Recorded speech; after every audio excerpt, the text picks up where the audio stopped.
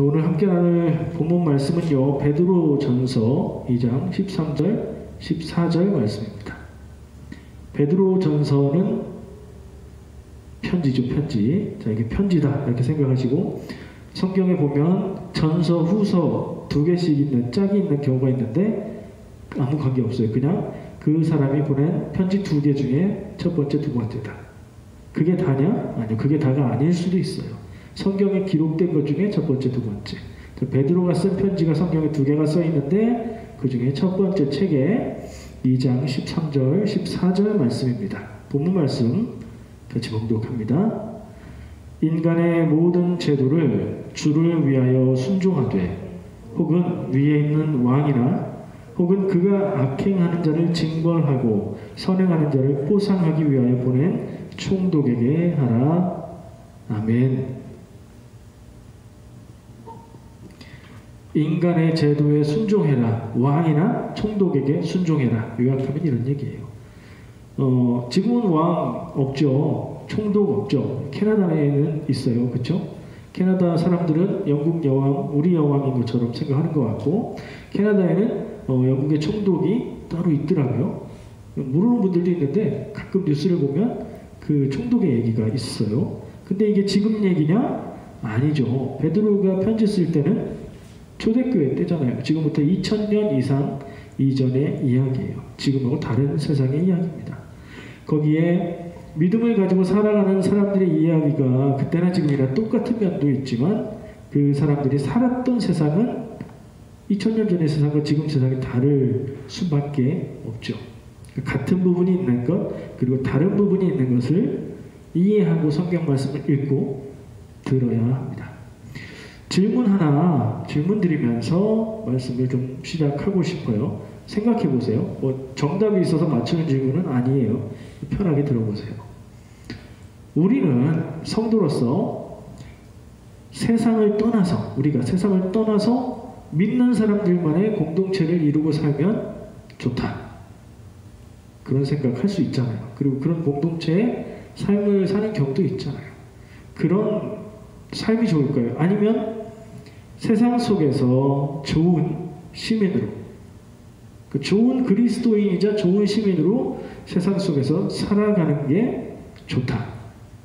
여러분은 어느 쪽이 좋으십니까? 어떻게 살고 싶으십니까? 그리고 어떻게 사는 게 정말로 하나님의 뜻을 따라 사는 길일까요? 한번 생각해 보시고 대답해 보고 그러면 좋을 것 같아요. 가끔씩 이런 질문들을 그냥 스스로 해보시고 답해보시고 생각해보면 도움이 되는 것 같습니다. 어느 종교나, 답이 있는 게 아니니까요, 넘어갈게요. 어느 종교나 세상을 떠나서 도에 전념하는, 도를 닦는 수도사 같은 전통이 있어요. 교회에도 중세시대에 보면 수도사 같은 거 나오죠. 근데 이게 개신교가 따로 분리된 이후에는 수도사가 있나? 이런 생각해보면 잘 모르겠죠. 근데 개신교에도 이 수도원운동 같은 전통이 없지 않아요. 지금도요. 아주 대중적인 형태는 기도원이 있죠. 가서 세상을 떠나서 하나님 앞에 더 가까이 나가서 기도하고 말씀 읽는데 전념하는 기도원 전통이 있고요. 그리고 옛날 수도원 같은 그런 전통도 많지는 않지만 있어요. 광주의 동구항원이라고 하는 개신교 수도원이 있고요. 거기에는 여성 수도자들만 있는 것 같아요. 아니에요. 광주가 아니고 천안 병천 쪽에 있는 또 다른 수도원이 있는데 거기에 여성 수도자들이 있어요. 그러니까 이렇게 약간이지만 개신교도 수도원의 전통이 살아 있습니다.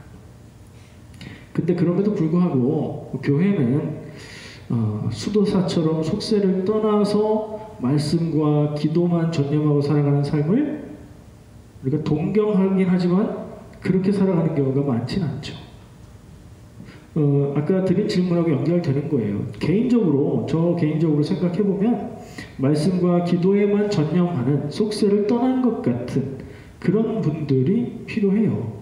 그래서 그 신앙의 열매와 신앙의 지혜와 이런 것들을 나눠줄 필요가 있죠. 근데 그건 조금만 있으면 돼요. 그런 분들은 정말로 진정한 믿음의 삶의 자리는 하나님 앞에서 세상을 떠나서 사는 것이라기보다는 기독교는 세상 속에서 살아가면서 세상에서 하나님의 뜻을 이루고 순종하며 살아가는 것, 거기에 더 무게가 실리는 것 같아요. 그래서 저는 성도의 정체성을 세상 속에서 믿음을 따라 사는 사람이라고 생각을 합니다.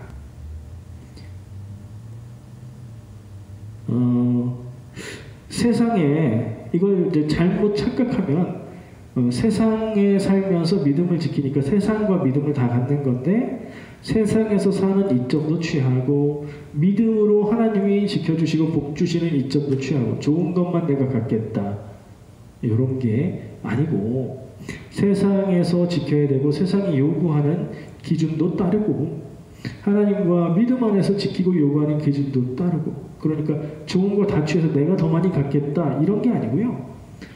여기도 걸리지 말아야 되고 여기도 걸리지 말아야 되는 그렇게 하다 보면 아주 우리가 살아갈 수 있는 선택의 길은 좁아지는 그런 삶의 정체성을 가질 수밖에 없는 것 같습니다. 제가 말씀을 오늘 본문 말씀의 생각을 시작으로 해서 쭉 이어갈 텐데요. 전이해로 제가 미리 말씀을 드립니다. 성도가 세상의 권세에 순종하는 이 내용의 말씀으로 지금 본문을 시작했죠. 거기에서 시작해서 근데 초점은 지금 제가 질문했고 얘기했던 세상을 살아가는 그리스도인의 길 여기로 초점을 가지고 갈 거예요. 정부 권력에 순종해야 되냐 저항해야 되냐 이런 것도 좋은 얘기가 될 수 있는데 오늘은 초점을 다른 데다 둘 겁니다.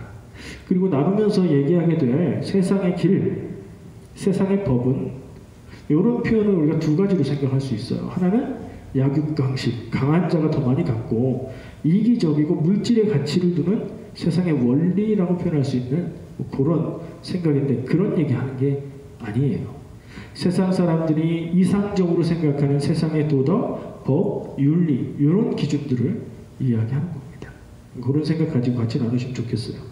자, 성도가 세상에서 산다는 것은 좀 전에 세상 속에서 믿음을 따라 사는 사람은 두 가지 길을 따라야 되는 거예요. 누구나 어디에 소속되어 있으면 그 기준을 따라야 되죠. 나라에 들어있으면 그 나라의 법을 지키면서 살아야 되듯이 우리는 두 가지 법을 따라야 돼요. 쉽게 생각할 수 있죠. 첫 번째, 세상의 법입니다. 두 번째, 하나님의 법이에요. 우리 같은 경우는 그게 좀 더 갈릴 수도 있어요. 세상의 법이 우리는 캐나다 법도 지켜야 되고 한국 법도 지켜야 되죠. 여기 둘이 약간 차이 나는 부분이 있어요.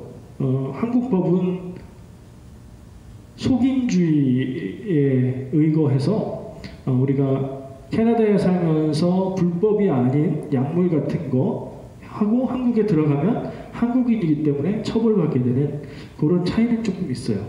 그래서 캐나다 법도 지켜야 되고 한국 법도 지켜야 되고 우리가 성도, 교인이기 때문에 하나님의 법도 지켜야 된다. 이렇게 생각할 수 있겠죠. 하나님의 법을 따르지 않으면요. 그냥 세상 사람이죠. 내가 자칭 성도라고 해도 하나님의 법을 따르지 않으면 그냥 세상 사람인 거예요.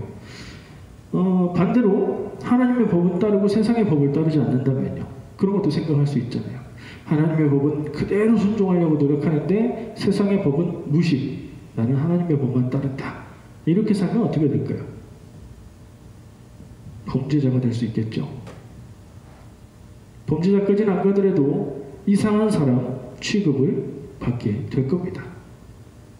그러면 곤란해지는 점이 여러 가지가 있는데 그렇게 살아서야 우리가 세상을 향해서 복음을 전할 수 있겠습니까? 그죠?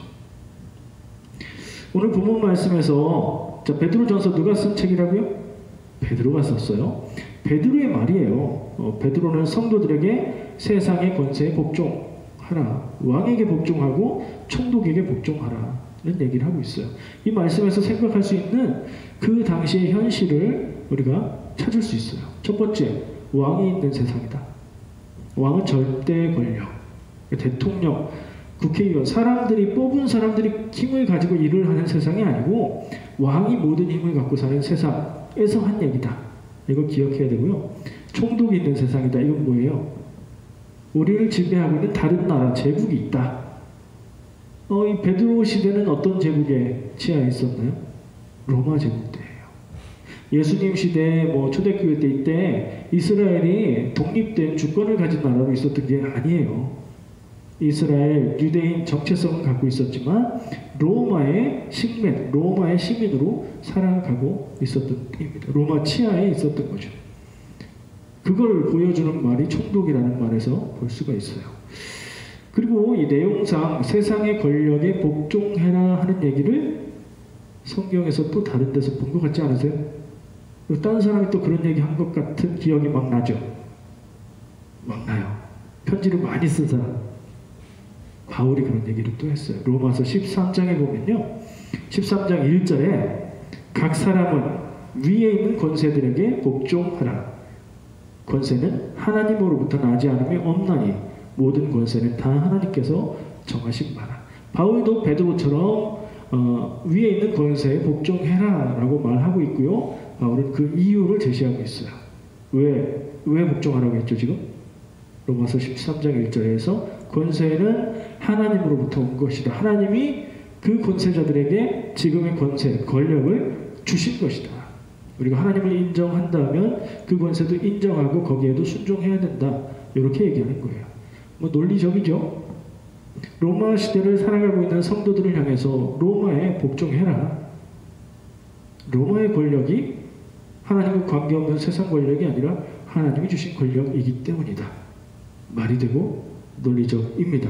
그런데요, 우리가 이런 말씀을 들으면 마음에 좀 질문이 듭니다. 왜냐하면 우리는 평소에 신앙적인 삶은 세상의 법보다 하나님의 법을 더 중요하게 여기고 세상의 법과 하나님의 법이 충돌한다면 하나님의 법을 따르는 게 맞다라는 것처럼 생각하고 말하고 성경에도 그런 내용들이 많이 나오기 때문이에요. 그죠? 그럼 왜 베드로와 바울은 편지를 써가면서 성도들에게 이런 얘기를 했을까요? 그 당시 세상에서 로마 권력에 항거할 수 있는 가능성이 성도들에게 있었기 때문이에요. 왜냐하면 로마 권세는 로마의 황제가 스스로 자칭 신이라고 황제를 경배하도록 강요했기 때문이고요. 그것을 거부하는 이들, 다른 것들은 그냥 잘 봐주는 편이었어요. 로마는 특히 종교나 문화에 대해서는 다 존중하고 인정해 줬는데 다만 한 가지, 황제의 권위를 인정하는 한에 그랬어요.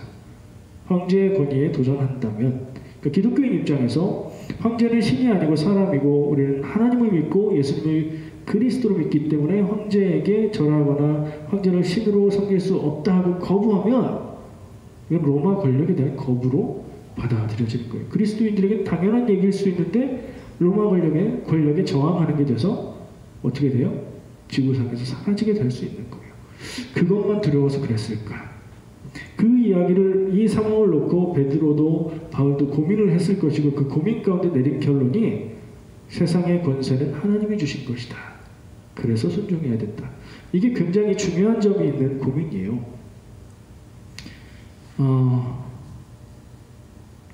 유대인들이 언제부터 이런 생각을 할 수 있었을까? 왜냐하면 성경의, 구약 성경의 그 앞쪽에 있는 책들을 읽어보면 다른 이방 민족들을 그냥 이방인이라고 표현하고 그들은 나그네로 왔을 때 우리가 도와줘야 되는 그런 존재에 불과하지 우리를 지배하거나 뭐 이런, 그러니까 이스라엘 사람들의 입장에서 그런 내용이 나오지 않아요. 근데 성경의 뒤쪽으로 가면 갈수록, 구약에서도 뒤쪽으로 가면 갈수록 하나님이 이스라엘만의 하나님이 아니라 온 세상의 하나님, 온 세상의 역사를 움직이고 지배하시는 그런 하나님. 그래서 하나님의 백성들이 잘못되었을 때는 고난을 통해서 훈련을 주기도 하시는 하나님, 이런 생각들이 뒤쪽으로 갈수록 나와요.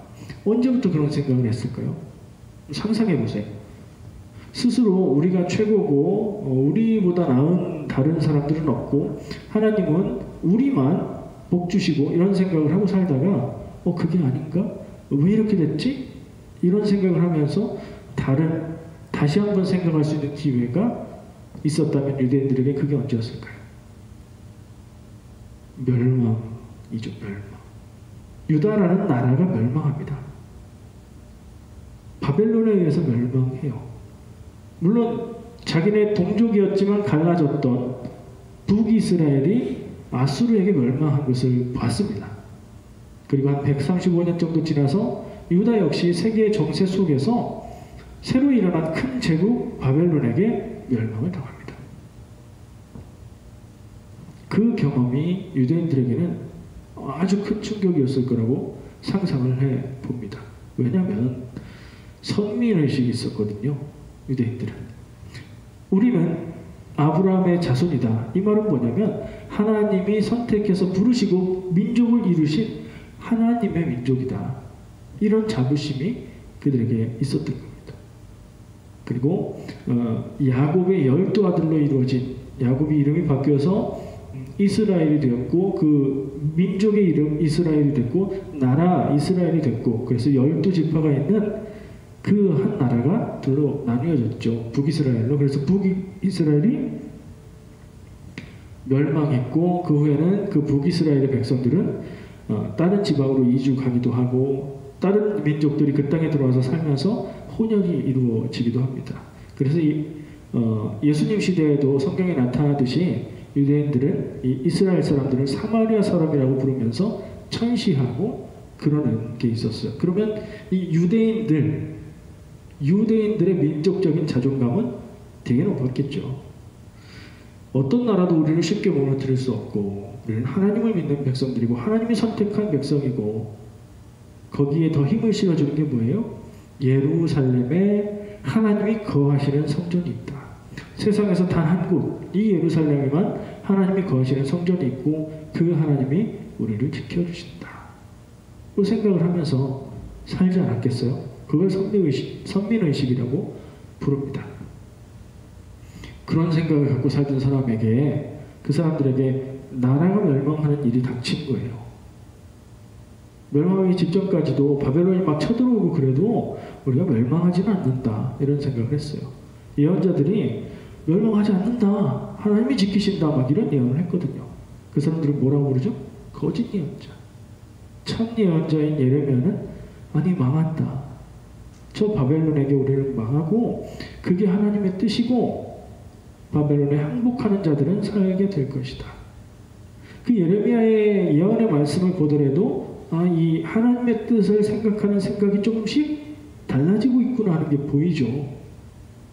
하나님은 하나님의 나라, 하나님의 백성의 나라를 지키시고 하나님의 백성들을 결코 지지 않게 하시고 예루살렘은 마지막까지 무너지지 않을 거고 하나님의 성전은 건재할 거다. 안 그랬잖아요. 성전 다 파괴됐잖아요. 그런 일을 겪으면서 그들은 충격에 빠졌을 것이고 이걸 어떻게 받아들여야 되나 굉장히 힘든 시간을 보냈을 거예요. 그러면서 바벨론 외국으로 나가서 살게 되고 하면서 자기들 울타리 안에서 살았던 그 문화, 그 생각, 그 한계를 서서히 넘어서기 시작합니다. 그래서 포로기를 중심으로 해서 이스라엘 신앙의 형태가 조금씩 변화돼요. 그리고 그것이 성경 말씀에 남게 되어서 우리에게 전해진 거예요. 발상의 전환이라고도 할 수 있습니다. 우리만의 하나님, 예루살렘 성전에 계신 하나님, 우리는 끝까지 지켜주시는 하나님에서 온 세상의 하나님, 우리가 잘못하면 멸망하게 하셔서 훈련시키시는 하나님. 그러면 어떻게 돼요?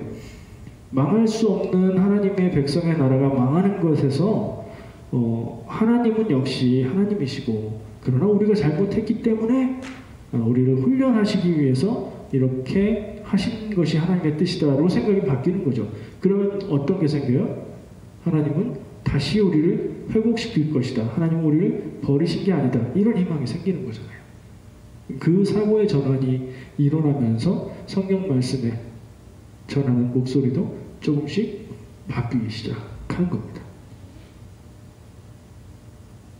여러분들은 살면서 그런 일들 겪어보셨습니까?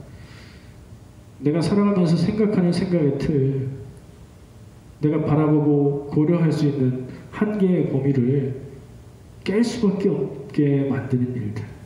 보통은 어른이 되면서 부모의 그늘 밑에서 자라다가 부모의 보호 아래에 있다가 세상에 홀로 나가게 되면서 그런 일들을 경험하죠.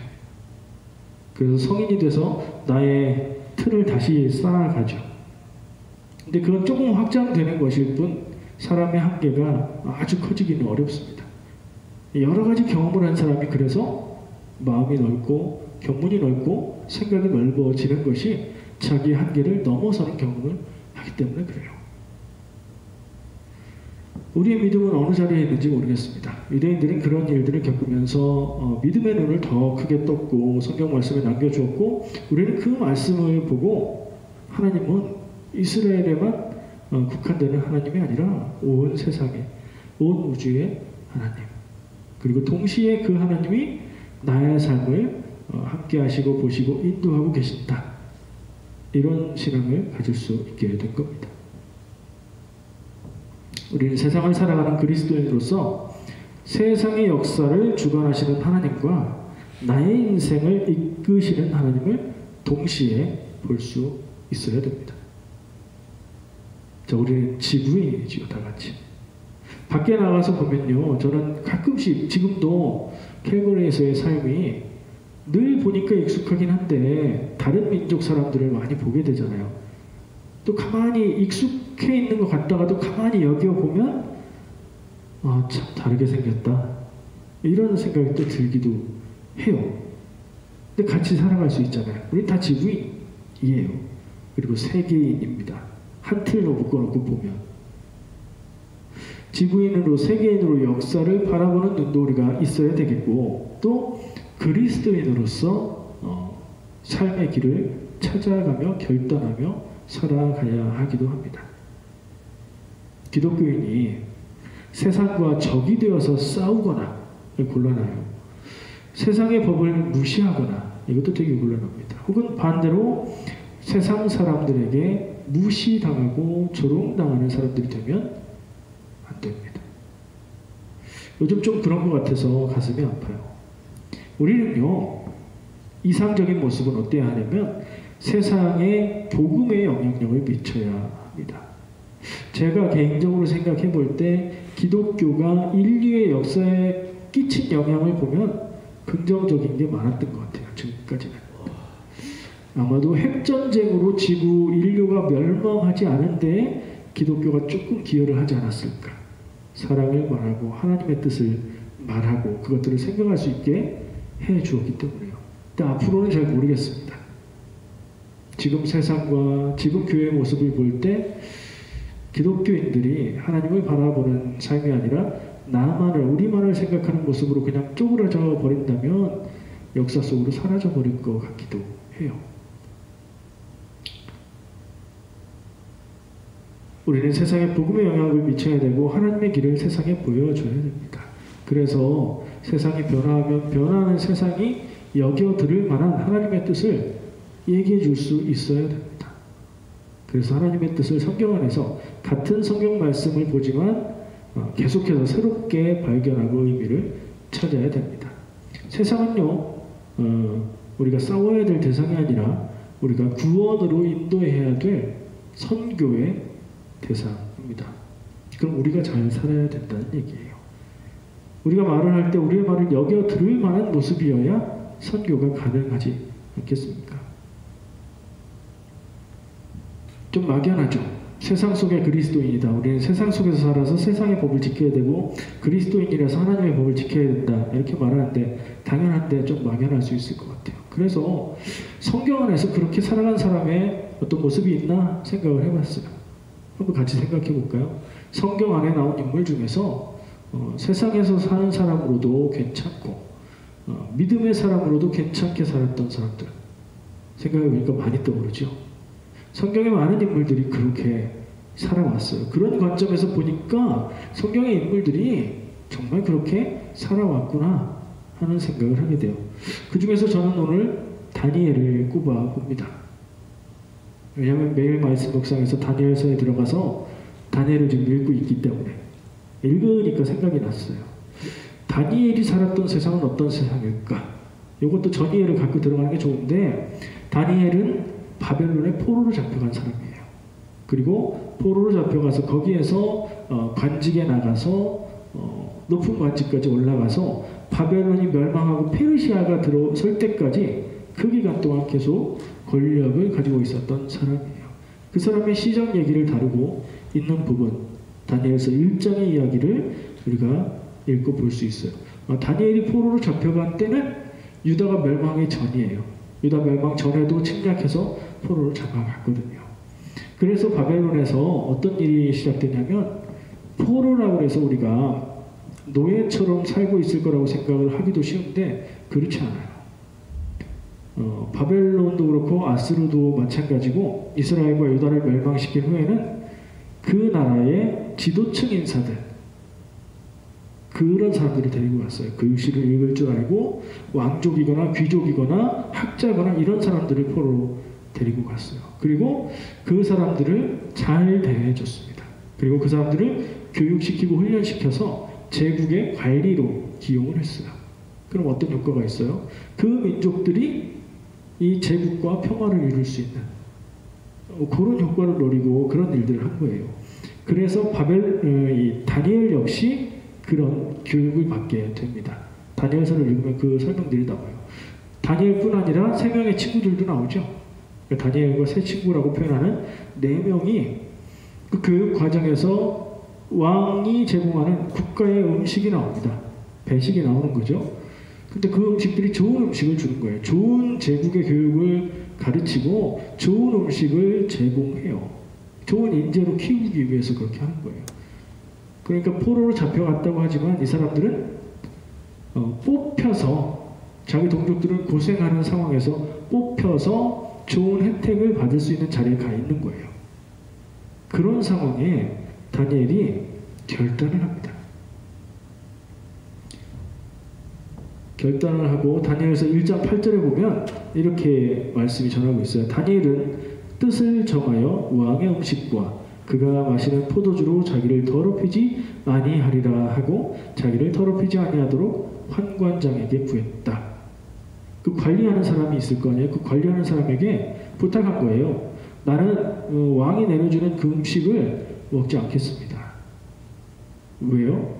정확하게는 모르겠지만 그걸 먹는 것은 자기를 더럽히는 것이다.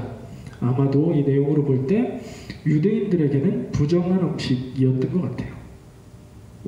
우상에게 줬던 제물이라든가 아니면 먹지 말라고 한 음식들이 들어있다던가 그랬을 것 같아요.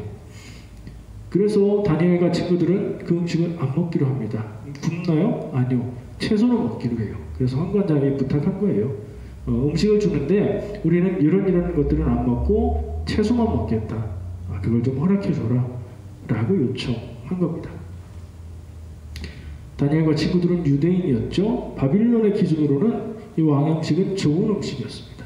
영양도 높고 평민들, 가난한 사람들은 먹을 수 없는 음식이었을 거예요. 좋은 음식을 제공했는데 유대인으로서는 먹을 수 없는 음식이었기 때문에 그것을 먹지 않기로 한 겁니다. 잘 생각해 보세요. 이것이 바벨론의 왕의 음식을 거부한 것인지 아니면 자기들이 먹을 수 있는 좋은 음식을 먹는 기회를 포기한 건지, 뭐가 더 맞는 것 같아요? 제가 이거 좋은 음식들이라고 얘기했잖아요. 근데 나는 유대인이기 때문에 그걸 먹을 수가 없다 이렇게 얘기했죠. 무엇을 위해서 무엇을 한 거예요? 자기가 유대인임을 포기하지 않고 지키려고 좋은 음식 먹는 것을 거부한 게 아니라 포기한 겁니다. 물론 거부했다라고 볼 수도 있어요. 그게 틀린 건 아니에요. 근데 거부했다는 생각보다는 포기한 것으로 보는 게 더 상황에 맞는 것 같아요. 왜냐하면 유대인으로서 우리는 이런 음식 못 먹으니까 우리가 먹을 수 있는 음식을 달라라고 요청한 게 아니라 준 음식 중에서 우리가 이것만 먹지 않을 테니까 봐줘라 라고 부탁을 하고 있잖아요. 좋은 음식들을 줬는데 거기에서 우리가 못 먹는 거는 안 먹고 먹을 수 있는 것만 먹겠다 이렇게 얘기하는 거잖아요. 그러니 포기가 맞지 않을까요? 좋은 혜택을 받을 수 있는 자리에서 그 혜택을 포기하는 거예요. 무엇을 위해서요? 자기가 유대인인 것을 지키기 위해서요. 우리 이거 잘 이해할 수 있어요. 이민의 삶이 비슷하거든요. 우리는 한국 사람이라는 민족 정체성을 가지고 살아요. 캐나다 시민권 가졌다고 해서 나는 한국 사람 아니야 이렇게 생각하지는 않잖아요. 한국인이라는 민족 정체성을 가지고 캐나다 땅에서 살 때 캐나다의 문화에 비추어 보면 한국인으로서 야 저거 되게 신기하다. 어떻게 저럴 수 있지? 한국에서 저렇게 못할 텐데 이런 것들이 있잖아요. 그거 마음껏 해도 괜찮죠. 근데 왠지 꺼림칙하고 왠지 좀 불편하고 나는 괜찮은데 부모님이 싫어할 것 같고 그런 거 있잖아요. 비슷한 거예요. 유대인으로서 바벨론에 가서 살아가고 있어서 바벨론의 법만 따르면 되는 거예요.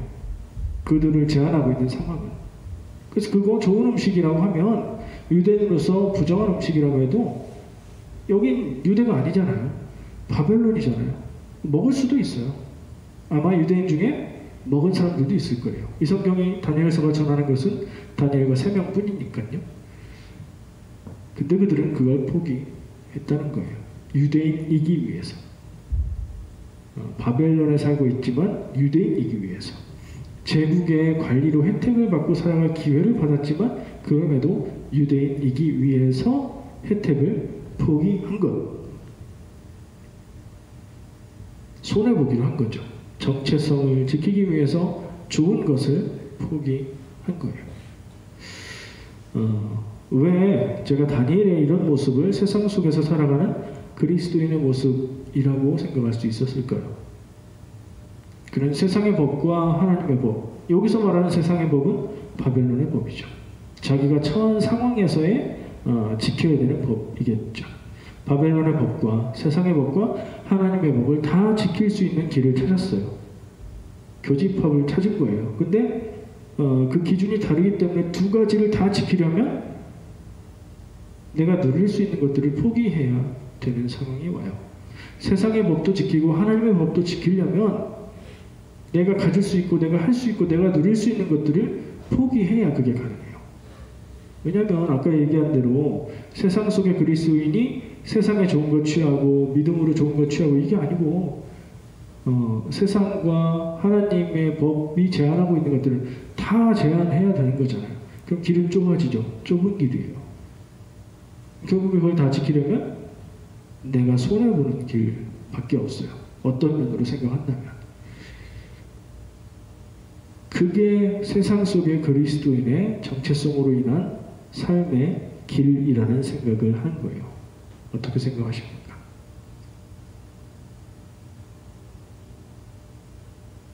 세상의 길을 무시하지 않고 하나님의 길을 포기하지도 않고 두 길을 다 갈 수 있다면 우리는 정체성을 지키기 위해서 그 길을 가야 될 것 같아요. 한국인으로, 기독교인으로, 믿음으로 사는 사람으로 세상에 살면서 세상의 법도 존중하고 하나님의 법도 따르는 길, 그게 우리가 살아가야 될 길인 것 같습니다. 그렇게 살아가면요, 우리는 힘들어요. 근데 세상 사람들이 보기에는 마음으로 움직이는 힘이 있어요. 감동이 있단 말이에요. 저 사람은 저렇게까지 안 해도 되는데 자기 믿음을 지키기 위해서 저렇게 사는구나. 그 진실성을 보여줄 수 있다면 그 삶이 전도가 될 수 있다는 생각을 합니다. 만약에 기독교인이 손해보지 않으려고 악착같이 살아가는 모습을 보인다면, 제가 뭐라고 하진 않겠습니다. 그렇게 살 수도 있으니까요. 많은 사람들이 그렇게 사니까요.